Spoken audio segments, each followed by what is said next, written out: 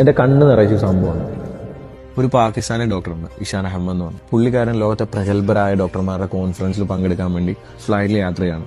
കാലാവസ്ഥയുടെ കുറെ പ്രശ്നങ്ങൾ കാരണം ഫ്ലൈറ്റ് എവിടെയോ ഒരു സ്ഥലത്ത് ലാൻഡ് ചെയ്യാണ്. അപ്പോൾ പുള്ളി വിമാനത്തിന്റെ അധികൃതരോട് സംസാരിച്ചു, എനിക്ക് ഇന്ന കോൺഫറൻസിന് പോകാനാണ്. അങ്ങനെ ഒരു ടാക്സി ഏർപ്പാടാക്കി പുള്ളി പോവുകയാണ്. പക്ഷെ ടാക്സി നിന്ന് പോകേണ്ട ഒരു അവസ്ഥ വന്നു. കാലാവസ്ഥ വളരെ രൂക്ഷമായി. മൊബൈലിലാണ് ആരെയും വിളിക്കാനായിട്ട് റേഞ്ചും ഇല്ല.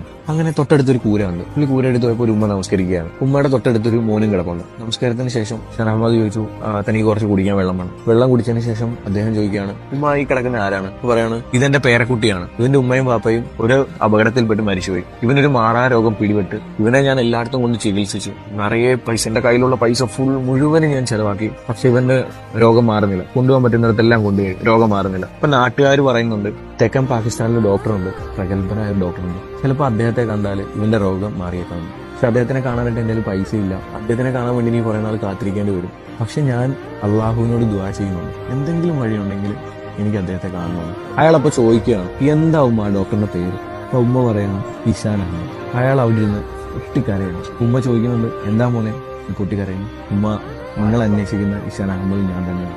എവിടെയോ എത്തേണ്ട എന്നെ നിങ്ങളുടെ പ്രാർത്ഥനയാണ് ഈ നാട്ടിലെ ഈ കൂരയിലെത്തിച്ചത്. ചില പ്രാർത്ഥനകൾ അങ്ങനെയാണ്.